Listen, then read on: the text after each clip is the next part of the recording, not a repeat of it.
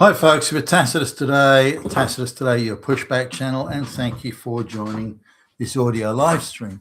In this essay, I'd like to talk about the claims Western governments are making since mass migration began. The claim Western governments are making that, hey, what's your problem, white people? Stop fucking whinging. The foreign, the population, the white population is still 75, 80%. I mean, well, what are you carrying on about? What, you Hitler or something? Are you a Nazi? So, hey, stop. All right, well, let's run with this. Now, according to the Australian government, depending on whose numbers you look at, by the way, and when they're crunched, somewhere between sort of 23 and 28% of the population are non-white, so non-white. Now, the immigrant numbers, have been swelled by, say, people coming from other white, kind of like Ukraine or something like that. But they don't speak English, or they're struggling to speak English there. Anyway, let's just have a look at these numbers. Let's say that 25% of the Australian population are non-white. Now, they're going to be congregating disproportionately around the city, so I get that. But on balance, I should still see a lot of white people around the place, or not as many non-white people. But every time I go into the city, I live in the outer suburbs near the national parks and all that sort of stuff. But if I go into the city, which sometimes I'm in, in there frequently, I'm the only white person, on the train, or the train carriage that I'm on, at least. Now, I have a train carriage that it carries, give or take 100 people. I'm the only white person there, so 99% are non-white. Now, this is not that it happened once and never happened again. This is something that happens all the time. Every time I go into the city, I'm the same thing. If there is even one other white person, it's typically an older person in an ill state of health, or as I was coming back from the downtown into the main rail distributor hub area, the only other white person was a tranny. So anyway, this I took a bus a little while ago, or a couple of buses. The train, when the trains are like they're doing track work and maintenance work, they sometimes put buses on to take you from one sort of spot to another. Again, I was the only white person on the bus, the only one. And the bus, I think, carried 70 people or somewhere like that. Now, I've taken, the last few times I've been into the city, I've taken taking a different route and walking around different city blocks. So instead of going directly to where I want to go, I might take a loop around to add a few extra city blocks onto the walk. So I'm stopping at more pedestrian, walk crossings and walk lights and all that sort of stuff. And pretty much I'm the only white person crossing everyone else is brown or black. Even if there are white people there, which is rare enough, they're East European, Polish or Russian or something like that. Now, I can pick up the Slavic language, so I don't know exactly where in Eastern Europe they're from, but I can pick up the Slavic tongue there. I'm multilingual and very well traveled. For many, many years, that's pretty much all I did, international business travel.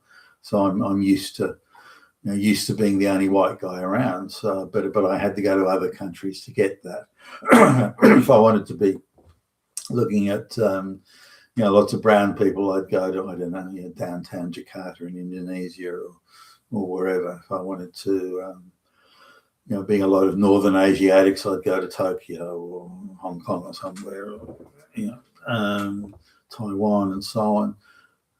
If I wanted to see lots of Hispanics, I'd go to South America, and so Africa, blacks, I'd go to Africa, and on it went. But this is all different now, and the amount of when I used to take the trains, for example, in the 1990s, if you even saw one non-white person, it was something of a surprise. Seeing black people was very, very rare. there's the odd Asian here or there. There's a few Indians, but really not very many. Arabs were, were in, they were clustered in a few small areas around Sydney, but they were there. But basically, it was all white. The school, certainly the high schools that I went to, other than one, they were pretty much 99.9% white and middle class, that sort of thing. But today it's very different. Now, it's not simply there are a lot of black or brown people around, or Asians or Indians or whatever. It's not simply that. It's the ones that are coming. They're clearly nearly all peasants. They're not the upper classes, and even the upper classes, like the Indian Brahmins, for example. They're so fucking entitled and carried away with their own sense of social self-importance that they're useless to any economy anyway. They won't do any fucking work, and they think they're entitled to everything. And looking at again, traveling around, it's impossible that white people would be 3 out of every 4. It's not given the numbers. I mean, is it just that there's only a minimum number of white people wherever I go walking, and everywhere else is lots of white people? No, I don't. In the areas of Australia that are sparsely populated, white people are in the majority there, but it's only in the sparsely populated areas, not in not in the high-rise apartment areas or where there's intense concentrations of people. In those areas, then they're overwhelmingly non-white. Again, if there's 75% of the population is white, it would be impossible for me to be on a train carriage and be the only white person, or on a bus the only white person, or to be crossing 7 or 8 city blocks and be the only. It just couldn't happen. Mathematically, it'd be impossible. Now, again, can I put in? I'd be standing because it's so busy, I can't get a seat. Standing on a train carriage, and I'm surrounded by, again, being the only white person, I'm surrounded by people from the third world who are all 5 foot tall or less, and all have quite serious health issues, as in they've got rickets, the knee problem with the knees, the ankles, lower back. They're all, by the time they get to their 30s and 40s, these people are going to need a lot of medical care. Right now, they're in their 20s and they can kind of get away with it, but not for much longer. So we're looking at these misshapen midgets from the third world who can't speak English. They're barely literate in their own language, and they're here in Australia why would you even bring these people in? And these people, it's not just 1 or 2 or 3 or 4 here. They're in the gazillion, and they're all over the place. They're no benefit to any society, let alone Australians. Now, the argument can be, well, they're good for the economy because they can work at the takeout food shops and the low end retail stores, and they can do that sort of work, and they'll be hired through illicit, mostly illegal labour hire organisations that are run by foreign criminals, and they can work for just a few dollars an hour. Whereas if you have to employ a local white person, then you have to pay them $20 an hour or whatever the rate is. Therefore, if you want to have takeout food shops galore, you've just got to have these people. Otherwise, you don't have such a vast takeout food sector. I don't buy that, by the way. I do understand the reasoning, but I don't buy it. But it's still that if you have to create a sector, or many sectors now of the economy, that can only survive if you bring in third world slave peasant workers, then it's not a viable industry or sector of the economy to begin with. So it needs to be restructured and reorganized and rearranged if it's to be viable in a capitalist competitive marketplace, rather than some fixed and rigged slave labor bullshit marketplace. So but again, there is no way that there can be 75% white population if I can cover so much distance. And again, across, I want to see, standing on a train platform, I look around me, I can't see any other white people. I'm it. Now, maybe down the other end of the long platform, there's a couple of white people sitting on a seat on the platform that I can't see. I mean, it's possible, I guess, but I see hardly any white people. And Now, there are a few other things, like in Australia, at least, there's vast millions of people on from third world, India and elsewhere, millions of people that are on student visas and various visas like travel work visas.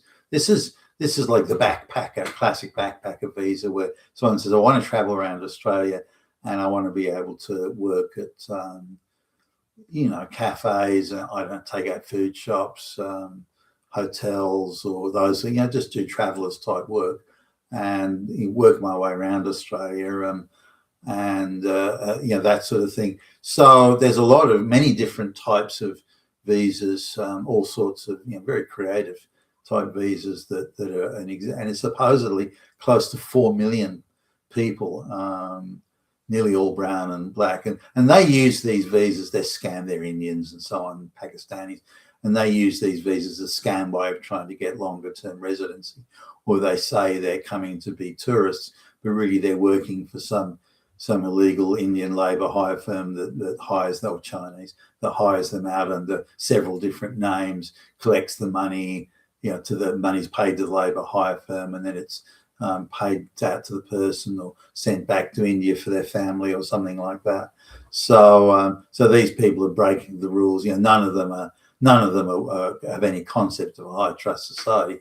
We gave you the visa and say you can work 10 hours a week. To them, that doesn't mean anything.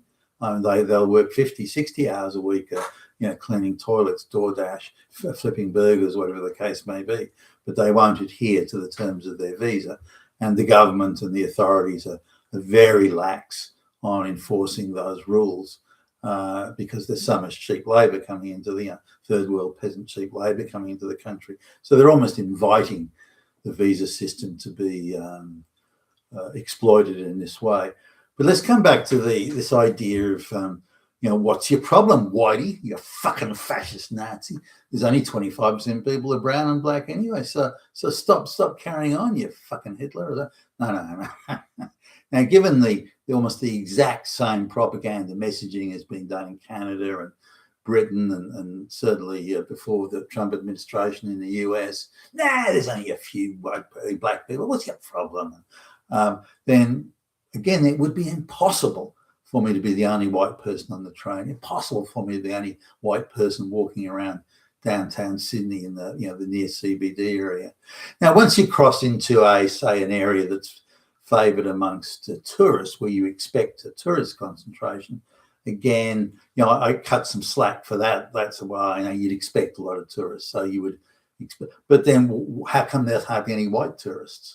Why are there almost no white tourists in these places? Why is it all the tourists appear to be brown and black? Why are they only Indian and Chinese?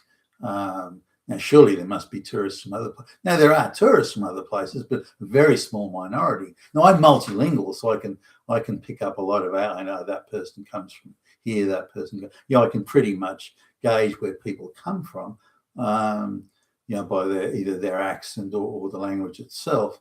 And there's again very few white people around. What is it? Is it the only tourists are Indian and Chinese? That doesn't make any sense. So we're being lied to. There's no question in my mind, at least. We're being lied to about the numbers. I mean, we're being lied to because the idea is that they don't want to scare the white people, don't want to scare the horses. And so, well, let's just keep on telling lies. And everything about the globalist project depends completely on lies, and more lies. Now, if it was so good, this globalist project, they could tell us the truth. They could show us the benefits. Say, look, here's the benefits. And this is why it's better for everybody. But it's not. And, I went to quite some years ago now, nearly 20 years ago now, I went to a talk that was given by one of the International World Bank sort of crony globalist flunky stooge guys, and he was quite matter of fact about it. He said, look, white population of the world, your standard of living is just going to crash. You've now got to compete with, this is part of the globalist thing, you've now got to compete with illiterate peasants in the third world. So the jobs you do that are well paid in the West, factory work, something like that, the jobs you do well paid, they give you a more or less decent standard of living. You've now got to compete with peasants from the third world. So these are your choices. you work 40% more hours to have the same standard of living, or your standard of living declines by 40%. It's up to you, Whitey, and there's not a damn fucking thing you can do about it. And if you complain, it means you're a fucking damn Nazi. So this is the guy was quite. This is a guy who's being paid $1 million a year salary, who's married into money, and who is never going to have to worry about money themselves. And he was again just very casual about, look, white peasants, this is your lot, and if you don't like it, too fucking bad. And really, everything that he said in that talk has come to pass. It was probably one of the most honest and truthful declarations of the globalist project I've heard. But typically, what they're doing now is trying to cover it up. No, there's no Indian and Chinese coming. What are you talking about? What are you, white supremacist Nazi or something? But the reality is that the white population, I would speculate in Australia, would be less than 50% right now. You've been a Tacitus today, your Pushback channel. Thank you for listening.